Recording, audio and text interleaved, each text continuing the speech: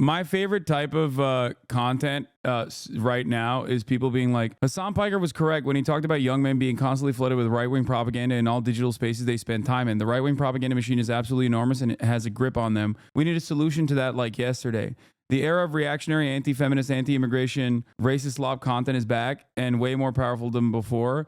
Why are Gen Z men all Hitler? In a lot of ways, because of the massive media effort to make them little Hitlers. I need a million leftist men with large podcasts and streams ASAP. I don't know if I fully agree with that part of the conversation, but immediately, sure, but Hassan does nothing to make any of this better, so it's ironic. Yes, I do, brother. Yes, I do.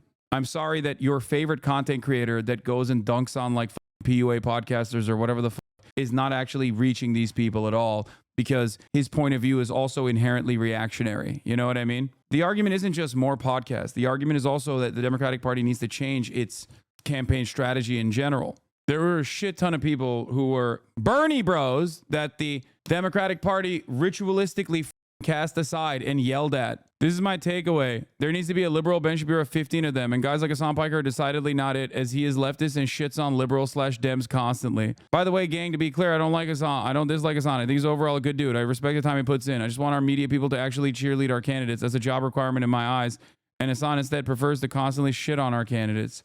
This is why you will never have the same coherent media strategy, especially on the independent side, for the left, because you don't want to fall in line.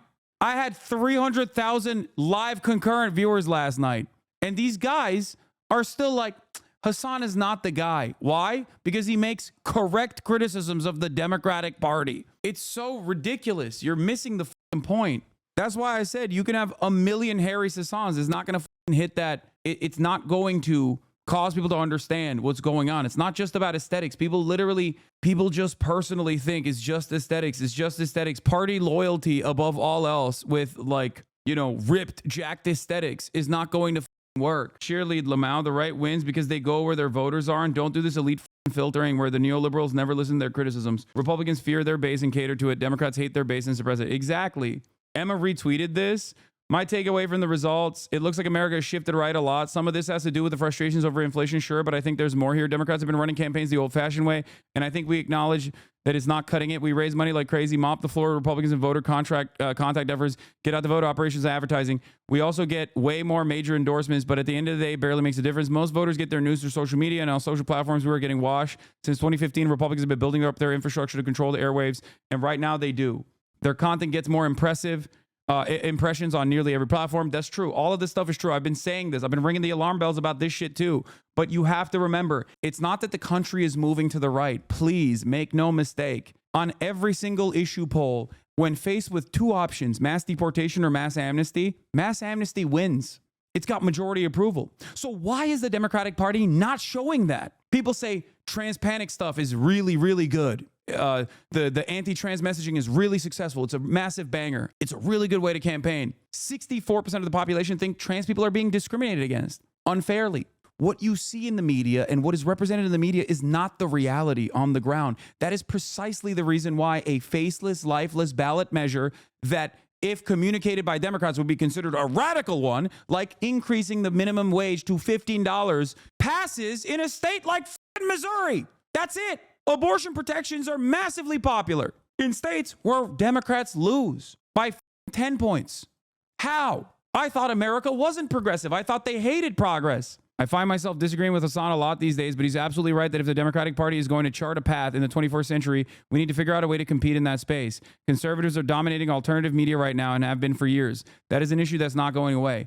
It's beyond that. That is one aspect of this conversation. But if liberals only hyper-focus on like dominating media in the podcast space, they will lose again because this problem is larger than that. Please, I have been ringing the alarm bells on not only right-wing radicalization, especially amongst young men, especially on social media, but beyond that, I have consistently maintained the same position over and over again, and I hope people hear me when I say this. It is not just about having a bunch of people like me or Harry Hassans going out there and doing podcasts. It's not just that. There is a major problem with the way that the Democratic Party is seen by the broader population for good reason.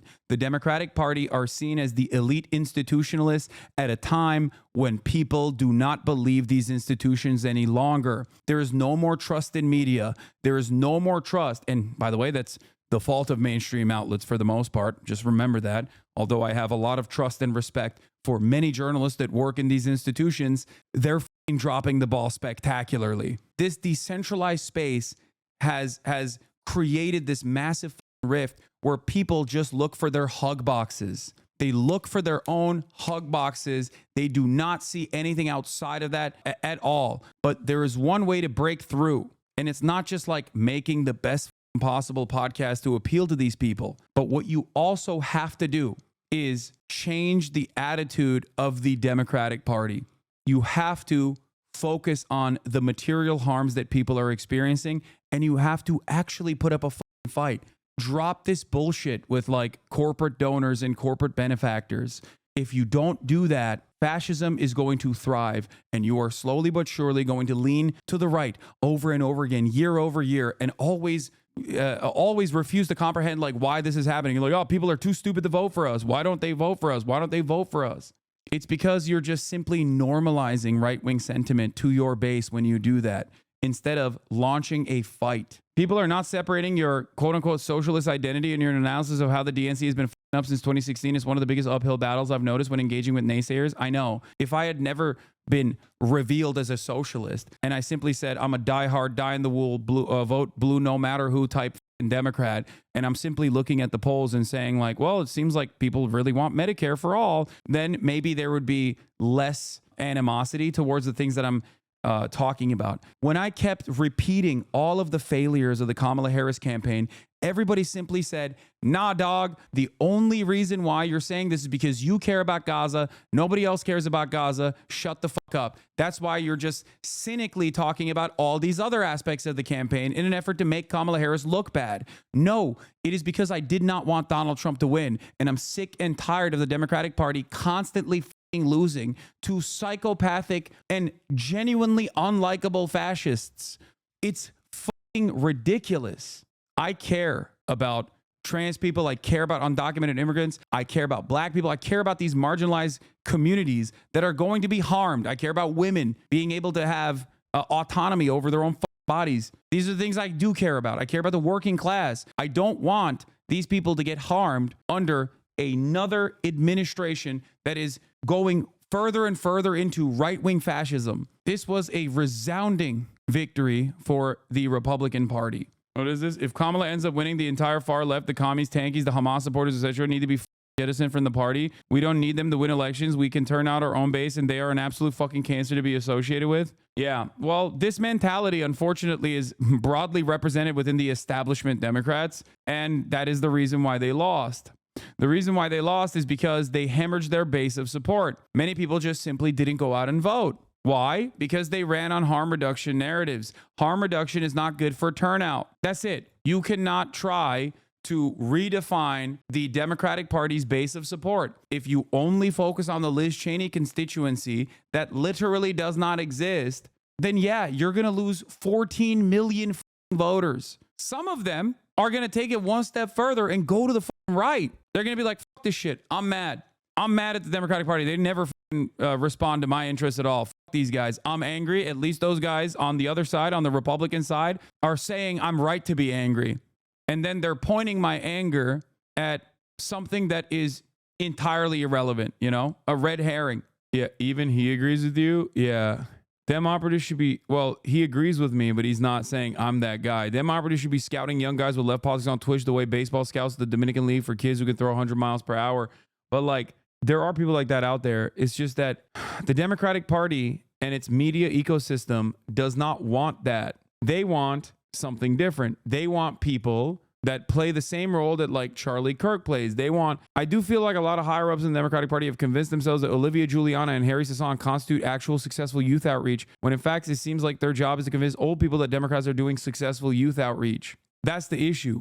And it's the same with Podjons. Like I have one of the youngest audiences in all of politics. Like YouTube data shows that I have consistently the youngest audience in politics. The point I'm trying to make is Democrats have issues with the message that comes from someone like myself. They are directly at ideological odds with what I represent, with what this community represents. Whereas the Republicans lucked into a media environment beyond the freaks. Like the Ben Shapiro audience is not young. The Charlie Kirk audience is not young. But the Adin Ross audience is young. The Theo Vaughn audience is young. The Joe Rogan audience is broad. There's older people in there, but there's younger people in there as well. And what a lot of people don't understand in the Democratic Party is that, and in the media space, is that these guys who are like adjacent to right-wing content creators who often churn out like silly stuff and can't be packaged specifically as like right-wing or left-wing, a lot of those guys that do have young audiences are constantly aligning and constantly doing podcasts, constantly collaborating with other people who also are inherently right-wing. Like you got Nelk Boys having Ben Shapiro on, right? There is no equivalent like broader media ecosystem on the left. And on top of that, there is no direct line of communication between someone like myself and like a CNN or an MSNBC, with the obvious exceptions of like, you know, Chris Hayes at MSNBC is a HasanAbi head, or you got, you know, Donnie and some other content creators or some other journalists that are fans of mine or friends of mine. Like those are direct relationships that I've cultivated.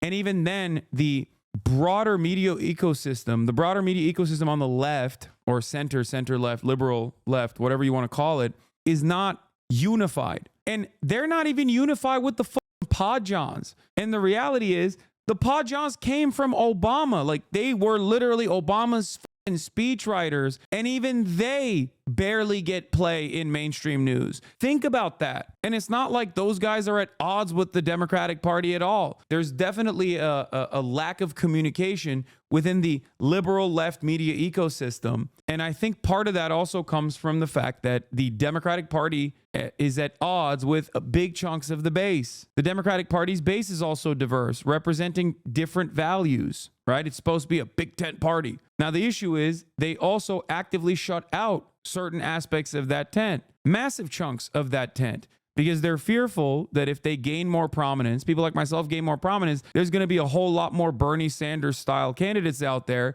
and they don't want to contend with that reality. They don't want to deal with that reality. So unless the Democratic Party changes their attitude overall and changes their reliance on like neoliberal ideological agenda that they have to constantly push for in the most idealistic ways possible, when all signs point to this being an abject failure, unless they do that, they're cooked. They're never going to be able to recreate the same media ecosystem that the right has, because the right doesn't give a shit. They don't care that Theo Vaughn has Bernie Sanders on one week and then has Donald Trump on the next week. Nobody on the right is like, Theo, you piece of shit, you're so goddamn woke, fuck you. They're like, hell yeah, they had Donald Trump on. That's amazing. There's no such equivalent in the left-wing circuits anyway. Like I talked about having Bradley Martin on in a little bit to talk to him about his like Trump support. I'm obviously at odds with him, even though I respect his size. He's 260, brother. I've known him for years. And even when I said I want to talk to him, half the chat was like, what the fuck are you talking to Bradley Martin? That's the problem. You guys are dumb as fuck as well. Even you in here, you're dumb as fuck too. You don't understand how any of this shit works. And you immediately, actively advocate against your best interest. There's no way. There's no charitability even a little bit. And what I mean by this is charitability for someone like Bradley is not the same as charitability for someone like Charlie Kirk. That's actively a reactionary professional commentator and not someone who might have been duped by reactionary professional political commentary. That's the difference. But you don't see that. You think every single person is secretly invested in upholding the values of the Fourth Reich or some shit for marginal differences. So there's that issue as well. And that actually actively shuts off other massive communities from ever interacting with this one. But all of these issues combined is the reason why there's no such left-wing media equivalent.